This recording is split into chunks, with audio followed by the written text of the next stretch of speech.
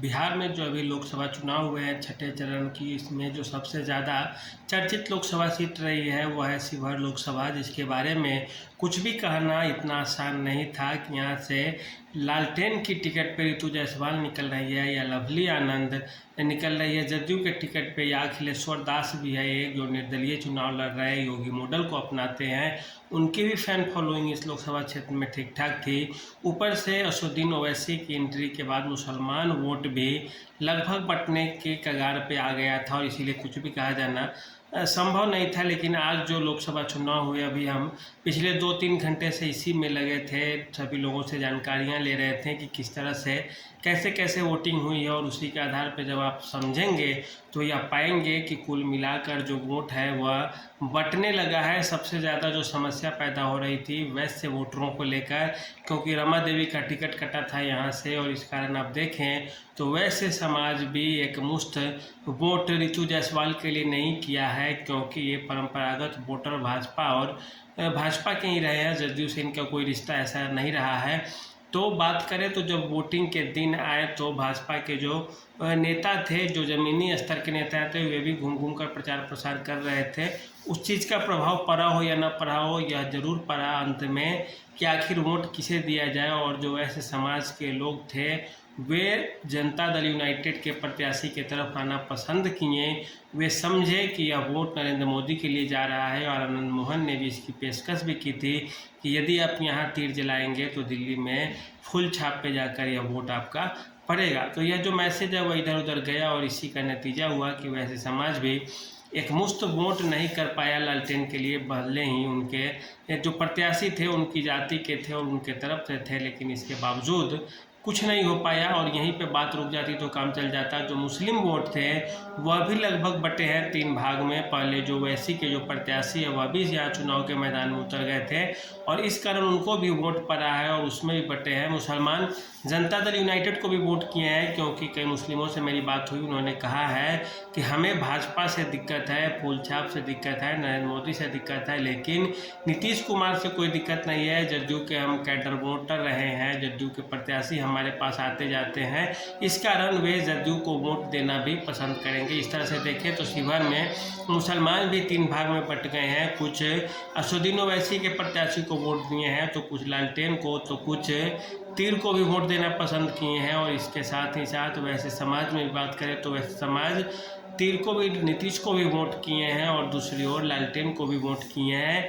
संख्या ज़्यादा किस तरफ किसकी है यह कहना तो मुश्किल है, क्योंकि इतना सटीक जो विश्लेषण है, सटीक आंकड़ा कोई भी व्यक्ति कैसे प्रस्तुत कर सकता है जब तक कि आधिकारिक गिनती न शुरू हो जाए, वोटों की गिनती न शुरू हो जाए। इसके अलावा बात करें तो जो परंपरागत वोटर है पार्टियों के, जैसे चिराग पासवान सहयोगी हैं, तो उनके जो अपने पारंपरिक वोटर्स हैं, उनके जो वोट बैंक है वे जहाँ के तहाँ ही स्थिर रहे हैं। और यह एक तरह से शिवहर में लवली आनंद के लिए काफ़ी फायदेमंद भी रहा है, और लवली आनंद को इस चीज़ का फ़ायदा मिलता हुआ दिख रहा है। लवली आनंद के साथ सबसे बड़ी समस्या जो थी वह यह थी कि उनके बेटा यहाँ से विधायक थे, इस कारण लोगों में नाराज़गी थी कि वे जीतने के बाद आते नहीं है, ये भी जीत जाएंगी तो नहीं आएंगी। लेकिन लोकसभा चुनाव है चूँकि, तो इसीलिए इसमें यह देखा गया है कि दिल्ली में किसकी सरकार बनने जा रही है, और दिल्ली में प्रधानमंत्री नरेंद्र मोदी चूँकि चेहरा थे, इसलिए बहुत सारे लोग हर जो गिला शिकवा होता है उसे भूलकर तीर की बटन दबाने पे मजबूर हुए और देना अपना निर्णय समझे हैं। लालटेन की भी बात करें तो रितु जायसवाल को भी कम आंकना, कम आंकना एक तरह से बोले तो गलती होगी, क्योंकि यदि आप कम आंकेंगे इसका मतलब है कि आप यादव और मुस्लिम का जो समीकरण है रितु जायसवाल का, इसके अलावा कुछ वैश्य वर्ग के भी कुछ लोग, हम जातियां नहीं कह सकते क्योंकि कोई भी जाति किसी की नहीं होती पूरी की पूरी, तो वैसे में भी बात करें तो एक मत नहीं रहा है। जैसे कोई एक 2 भाई है तो एक भाई यदि लालटेन को दे रहा है तो दूसरा तीर को वोट दे दिया, और इस आधार पे बंटवारा होते चला गया है, और बात यहीं रुक जाती तो काम चल जाता है। यहाँ तक कि यही भी समाचार आ रहे हैं कि जो कुछ यादव वोटर्स भी हैं जो अखिलेश्वर दास जो निर्दलीय लड़ रहे हैं उनको वोट किए हैं। इसके अलावा यादव में भी सेंधमारी हुई है, वो भी तीर की तरह बटन दबाना पसंद किए हैं, क्योंकि वे भी नरेंद्र मोदी के चेहरा से प्रभावित है।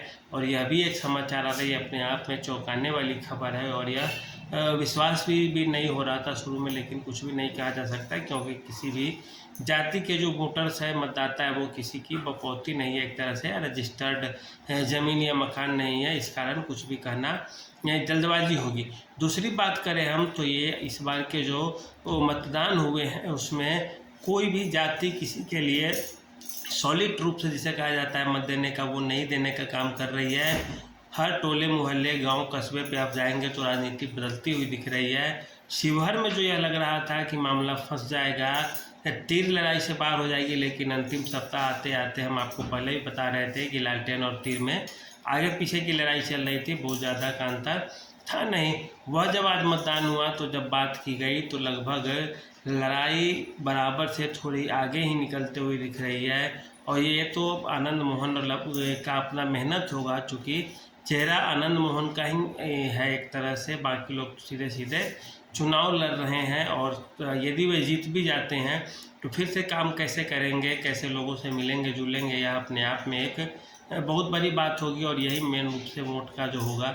शिवहर की बात करें तो शिवहर सबसे ज़्यादा फंस रहा था, क्योंकि सीतामढ़ी में देवेश चंद्र ठाकुर पहले से ही एक्टिव रहे थे और उनका ज़मीन पर थोड़ा पकड़ भी अच्छा है। हर वर्ग संप्रदाय में उनकी अच्छी खासी वोट है, तो वो एक अलग चीज़ थे। राधा मोहन सिंह जीते हुए सांसद है, कई बार से जीत रहे हैं, लोगों से जाके वे माफ़ी भी मांग रहे थे कि हमसे जहाँ गलती हुई है माफ़ कीजिए, आगे हम ऐसी काम में नहीं करेंगे। तो इस तरह से उन लोगों का जो है सीट थोड़ा बहुत पॉजिटिव रिजल्ट आ रहा था, शिवहर फंसता जा रहा था। लेकिन जब लोकसभा चुनाव जब संपन्न हो गया, जब बातें की गई, विश्लेषण किया गया, तो अब यह लगने लगा है कि मामला सही में रास्ता पे आ गया है। और एक तरह से देखें तो लोगों ने जो मन बनाया था, जो डर रहे थे, जो भाग रहे थे, नीतीश कुमार के लिए एक और जो खबर बुरी फैल रही थी कि नीतीश कुमार जीतने के बाद किसी अन्य पार्टी को ज्वाइन कर लेंगे या कहीं और टूट जाएंगे, उनको क्यों वोट दिया जाए। तो इन सब चीज़ से हटकर जनता आगे बढ़कर नीतीश कुमार और भाजपा गठबंधन के लिए वोट की है। और आगे भी इसके परिणाम दिखेंगे। अब वो तो मतगणना 4 तारीख को होगा, तभी पता चलेगा कुछ ज़्यादा।